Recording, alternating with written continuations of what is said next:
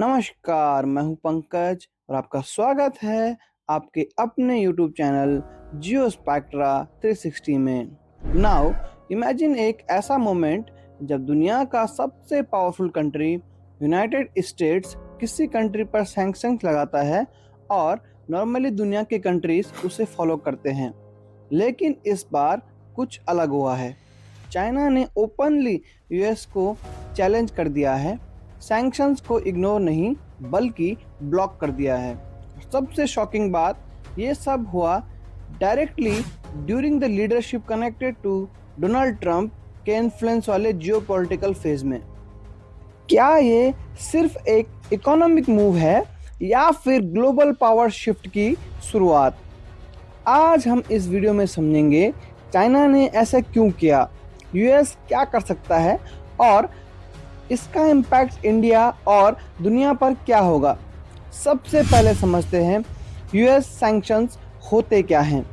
United states जब किसी country, company या इंडिविजुअल को दंडित करना चाहता है तो वो डायरेक्ट वॉर नहीं करता, इंस्टेड वो यूज़ करता है इकोनॉमिक वेपन्स।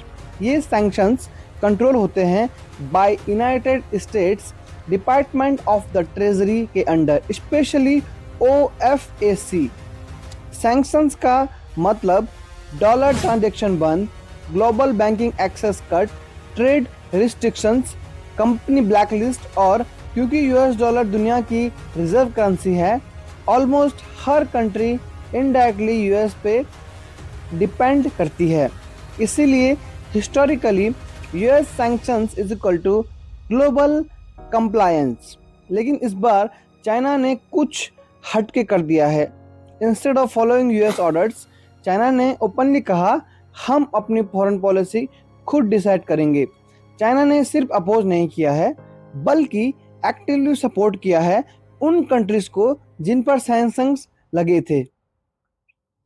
ये स्पेशली उन कंट्रीज के साथ अलाइन हो रहा है जो यूएस सैंक्शन फेस कर चुके हैं, जैसे Iran, Russia, Venezuela. Okay, China in सब के साथ ऑयल ट्रेड कंटिन्यू कर रहा है, बैंकिंग अल्टरनेटिव्स प्रोवाइड कर रहा है, डिप्लोमेटिक बैकिंग दे रहा है।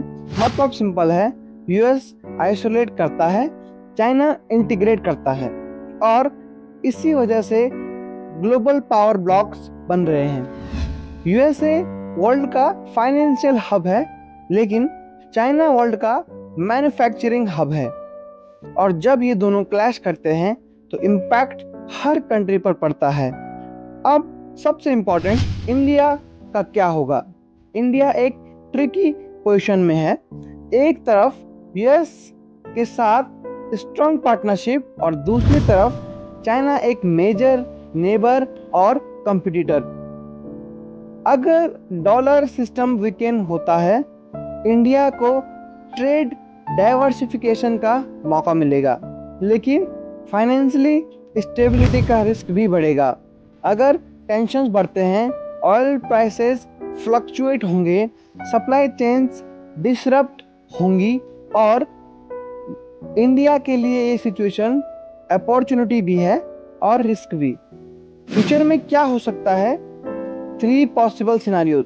Cold war 2.0, USA versus China, economic और technological war, multipolar world, different power centres, US, China, EU, India, dollar decline slow but real. Experts का मानना है ये एक ओवरनाइट चेंज नहीं है, लेकिन ट्रेंड क्लियरली विजिबल है। चाइना का यूएस सैंक्शंस ओपनली ब्लॉक करना सिर्फ एक न्यूज़ नहीं है, ये एक सिग्नल है कि दुनिया एक नए फेज में एंटर कर रही है, जहां एक ही सुपर पावर नहीं बल्कि मल्टीपल सुपर पावर्स सेंटर्स होंगे। चाइना का गोल क्लियरली विजिबल है। फर्स्ट, डॉलर डोमिनेंस को चैलेंज करना। सेकंड, अल्टरनेटिव ग्लोबल सिस्टम बनाना। कैसे? इसी स्ट्रेटजी के अंडर चाइना ने सैंक्शनड कंट्री के साथ ट्रेड कंटिन्यू रखा, युआन करेंसी का यूज प्रमोट किया, यूएस प्रेशर को इग्नोर किया। ये एक साइलेंट रिबेलियन नहीं, ये एक ओपन चैलेंज है।